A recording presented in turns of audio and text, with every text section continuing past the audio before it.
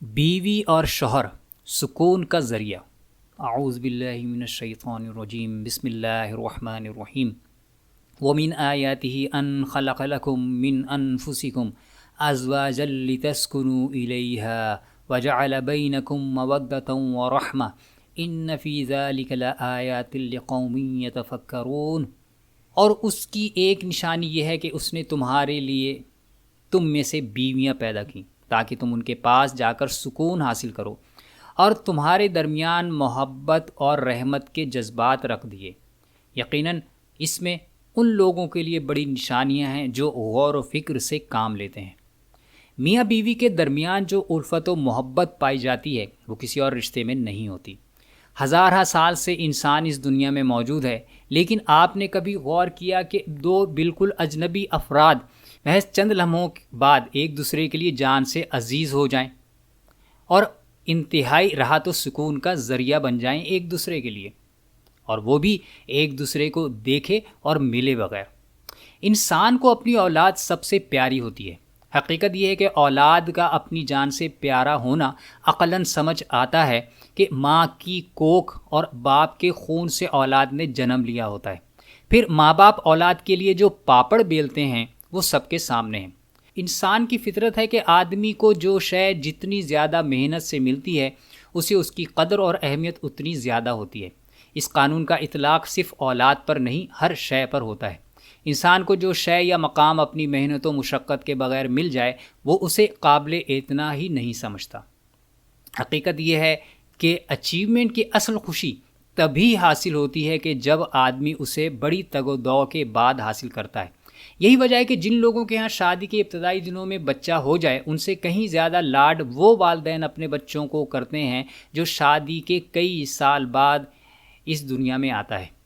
سنن ابن ماجہ کی ایک حدیث مبارکہ میں رسول اللہ صلی اللہ علیہ وسلم نے نکاح کی اسی قوت کے بارے میں ارشاد فرمایا کہ نکاح سے زیادہ کوئی شے دو لوگوں کے درمیان محبت پیدا کرنے والی نہیں ہے۔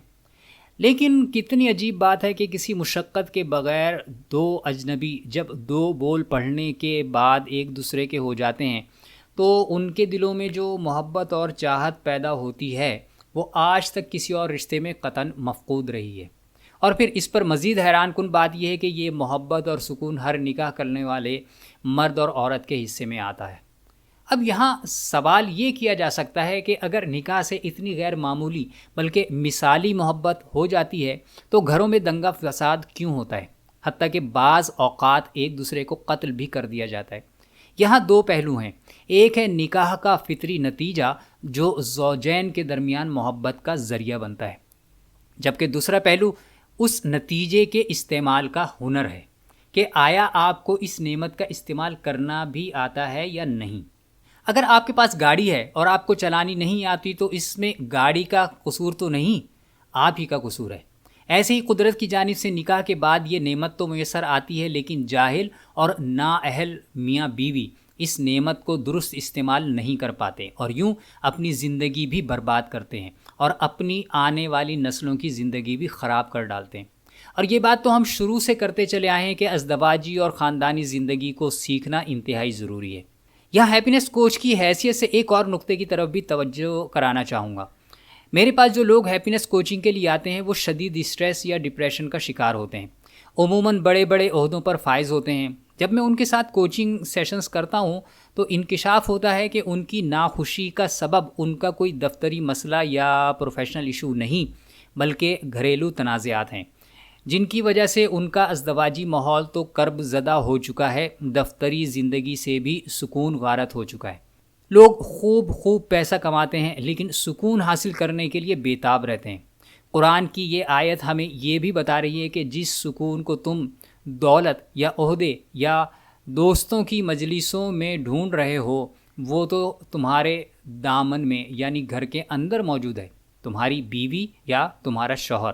اور اس آیت کے آخر میں ان فی ذلک لآیات لقوم یتفکرون کہہ کر یہ بھی واضح کر دیا کہ یہ بات ہر میاں بیوی کو سمجھ نہیں آئے گی، صرف انہیں سمجھ آئے گی جو اس بارے میں غور و فکر کرتے ہیں۔ سمجھے بھائی؟ اور آئیے اب اپنی مشق کی طرف چلتے ہیں. کوئی سے 3 ایسے طریقے لکھیں کہ جن کے ذریعے آپ کے خیال میں زوجین کے درمیان آپس میں محبت بڑھانے میں مدد ملتی ہو. آپ چاہیں تو نیچے کمنٹ میں شیئر بھی کر سکتے ہیں.